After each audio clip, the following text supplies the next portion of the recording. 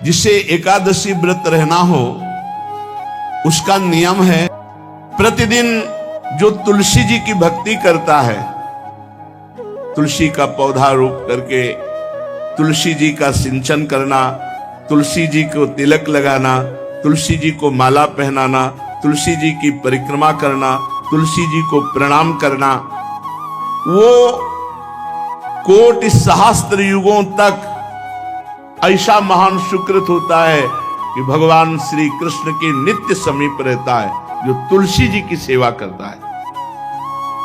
जब तक मनुष्य की लगाई हुई तुलसी की शाखा प्रशाखा बीज पुष्प सुंदर दल से तुलसी जी सुशोभित होती है, तब तक हजारों कल्पों में श्री हरिधाम में रहते हुए उसका कभी पुण्य नष्ट नहीं होता। जैसे एक दिन 1000 कल्प, 2 दिन 2000 कल्प, वो भगवान के नित्य धाम में महान सुकृत के बल से भगवत धाम में रहेगा, जो तुलसी जी का पक्का मान लीजिए। जब सहमसी में से तो तुलसी जी रोपण करके तुलसी जी का एक वन लगाया और रोज नवीन नवीन मंजरी तुलसी दल लेकर प्रभु के चरणों में, कहीं न कहीं तुलसी जी की कृपा हुई। वृंदावन, ये वृंदा अधिष्ठात्री देवी वृंदावन की है, इनकी कृपा के बिना हे चंद्रादने संपूर्ण पत्रों और पुष्पों को जो उतार करके सम्मान पूर्वक पहले प्रार्थना करनी चाहिए, हे वृंदा देवी, हे तुलसी जी, भगवान श्री हरि की पूजा के लिए या प्रियाजू की पूजा के लिए हम आपके कुछ मंजरी कुछ दल लेकर के सेवा करना चाहते हैं, आप कृपा करके मुझे दीजिए, और फिर उतार लें। ऐसे नोचना नहीं, बहुत सम्मान से बहुत प्यार से, तो तुलसी जी प्रसन्न होती हैं। जो मनुष्य तुलसी दल से श्री हरि की पूजा करता है, कोई भी पाप उसका स्पर्श नहीं कर सकता। पूर्व में किया हुआ कोई भी पाप उसको दंड नहीं मिलेगा, जो तुलसी जी की आराधना नित्य करता है। अब इतना जल भी ना चढ़ा दे, तुम्हारे पुण्य हो जाए और तुलसी जी अंतर ध्यान, अनुकूल जल, जैसे मान लो गमले पे हैं तो इतना बड़ा तांबे का रोज उससे अब भर के लोटा चढ़ा दोगे, 2-4 दिन में अंतर ध्यान हो जाएंगे तुलसी जी। बहुत विवेक से जरूरत है, मतलब भारी पुण्य होगा। अब इतना बड़ा लोटा रोज जल चढ़ाओगे तो 2-4 दिन में पीली होके अंतर ध्यान हो जाएंगे। इतना जल, अनुकूल जल चाहिए, एक तांबे का छोटा सा लिया, ऐसे रोज डालो, उसमें कोई फर्क नहीं, और गमला उठाकर धूप में विराजमान करो। सेवा का मतलब क्या है? जो तुलसी जी को जल अर्पित करके तुलसी जी की सेवा करता है, हरि चिंतन करता, कभी कोई पाप उसका स्पर्श नहीं कर सकता। 100 भार सोना, 400 भार चांदी,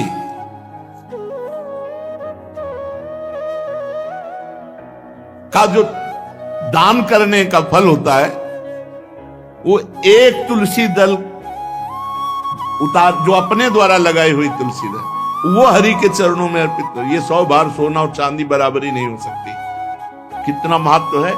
जो रोज तुलसी दल चयन कर, द्वादशी को न चयन करे, द्वादशी को मतलब बहुत बड़ा अपराध लगता है तुलसी दल का, इस मतलब तुलसी के वृक्ष का भी स्पर्श न करे। प्रणाम नमस्कार दूर से, एक भी दल नहीं टूटना चाहिए। द्वादशी को ऐसा हमने महापुरुषों से सुना है कि मंजरी और पत्र उतारना ये ठीक नहीं, बिल्कुल नहीं ठीक है। ब्रह्म हत्या का फल लगता है, अगर जो पाप लगता है अगर कोई द्वादशी को तुलसी चयन, बहुत सावधानी से। जिसके घर में तुलसी का बगीचा होता है, कई पौधे होते हैं, उसको कहीं तीर्थ जाने की जरूरत नहीं, उसका घर तीर्थ है जिसके घर में तुलसी के पौधे हैं। और यमराज कभी उस घर में किसी भी मरने वाले को लेने नहीं आएंगे। जिसके घर में तुलसी, लगा लो भैया तुलसी लगा लो घर में, काहे को यमराज को आने दोगे? सबके घर में तुलसी। कितना सुंदर पहले था, घर में आंगन होते थे, आंगन में एक बहुत बड़ा, और फिर उसमें तुलसी जी, और फिर उसमें 2-4 नर्मदेश्वर शालिग्राम ऐसे, और फिर घर का हर व्यक्ति जल चढ़ाना, प्रणाम करना, नमस्कार करना, चार पर कितनी पवित्र पद्धतियां हमारी थी। जब रसोई बने पहली गाय के लिए, फिर उस पक्षियों के लिए, फिर कोई संत महात्मा, कोई भिक्षु, ऐसा कितना पवित्र व्यवहार।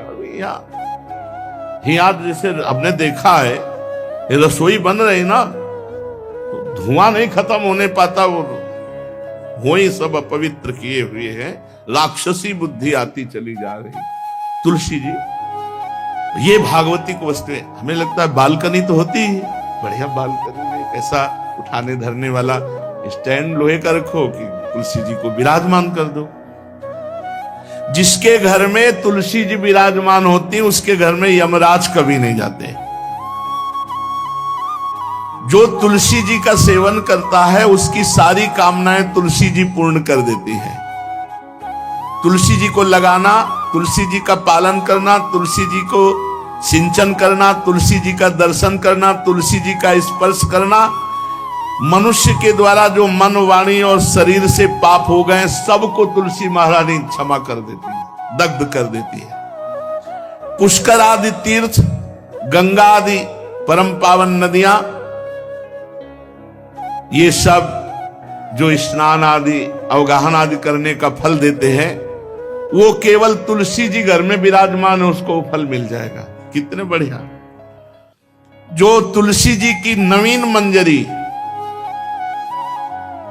प्रभु के चरणों में अर्पित करके प्रणाम करता है, वो चाहे कितना भी अपराध किए हो, वो कभी यमपुरी को नहीं देखेगा, कभी यमराज के पास नहीं जाएगा। जो मनुष्य तुलसी काष्ठ का घिसा हुआ चंदन लगाता है, उसके सारे संचित भस्म हो जाते हैं, और क्रियमाण जो वर्तमान, वो कभी उसको बांध नहीं सकते।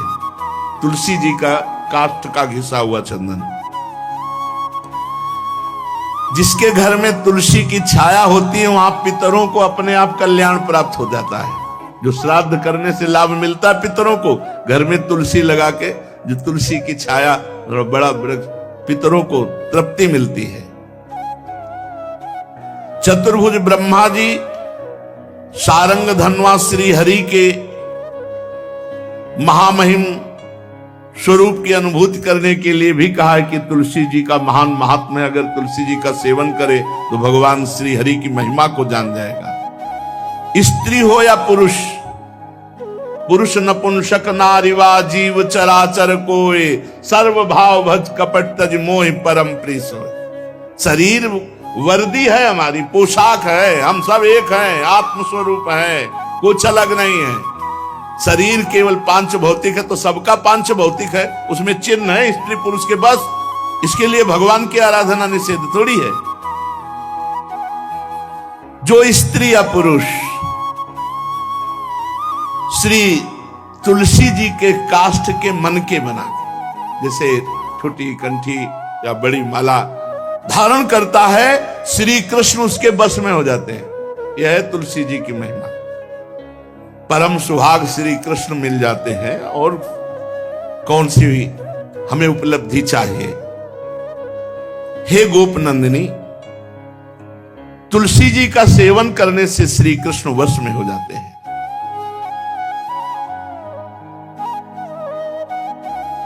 जो तुलसी की माला से नाम जप करता है, काउंटर वाली बात तो स्मृति के लिए भाई है, हम निषेध नहीं करते, नहीं बहुतों के भजन बंद हो जाएंगे, पर हम इतनी महिमा जरूर बता देते हैं कि तुलसी माला से जो नाम जप किया जाता है, उससे आध्यात्मिक सिद्धि बहुत जल्दी होती है। गुरुदेव भगवान कहते, जो अंगुलियों से रगड़ होती है मन का से, उसमें आध्यात्मिक ऊर्जा शक्ति तुलसी माला से। प्लास्टिक पर भाई करो, निषेध नहीं कह रहे, बंद हो जाएगा वो भी राधा राधा कहना, वो हमें बंद नहीं करना। हम कह रहे तुम जैसे बने वैसे करो, लेकिन माला का बहुत बड़ा प्रभाव है। तुलसी परम पवित्र भगवान श्री हरि की प्रिया, और उनके काष्ठ को जब हम ऐसे ऐसे नाम के साथ, तो विशेष ऊर्जा शक्ति, आध्यात्मिक शक्ति हमें जागृत होती है। हो सके जिनको ऐसा बन सके तो छोटी एक वो आती है सुमिरनी, उसको रख लो अपनी जेब में रख लो, उससे करो। और नहीं है तो भैया तुम इसी से करो, नाम जप करो, भाव को भाव अना खालसो, नाम जपत मंगल दिस दसो। सुंदर सुंदर तुलसी जी के वृक्षों के समीप बैठ करके जो अनुष्ठान किया जाए वो बहुत लाभदायक।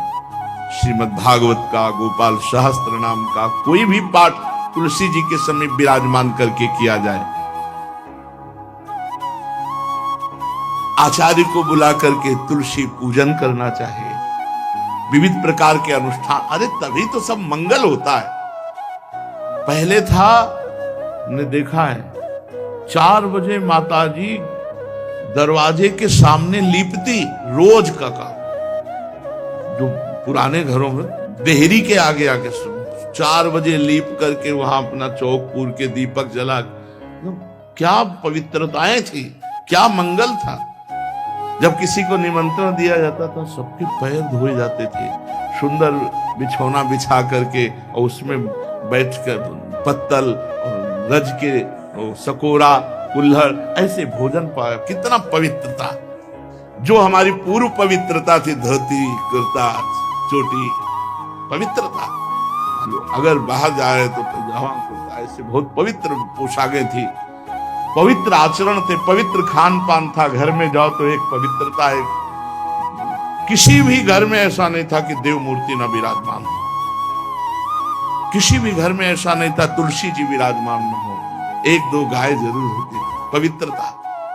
अब तो बड़ा विचित्र, ये भारतीय गौएं जो श्वेत रंग की, जो अरुण रंग की, जो सींग वाली है, वो उनका आप दुग्ध देखिए, दूह कर रख दीजिए, स्वर्णिम कांति छाई मिलेगी। ये हमारी भारतीय पद्धति, ये हविष्यान्न, इससे देवताओं का, भगवान का, सबका अभिषेक पूजन होता है।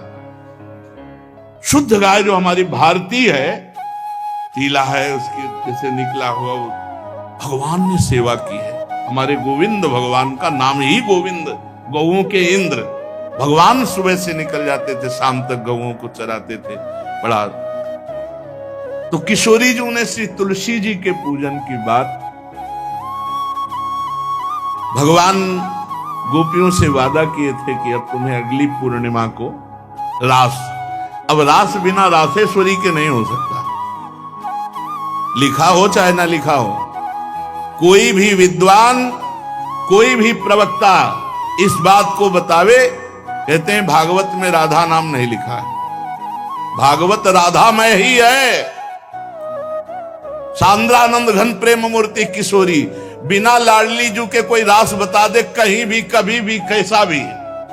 महारानी जू के बिना रासेश्वरी के रास हो ही नहीं सकता, लिखा हो चाहे ना लिखा हो। क्यों नहीं लिखा?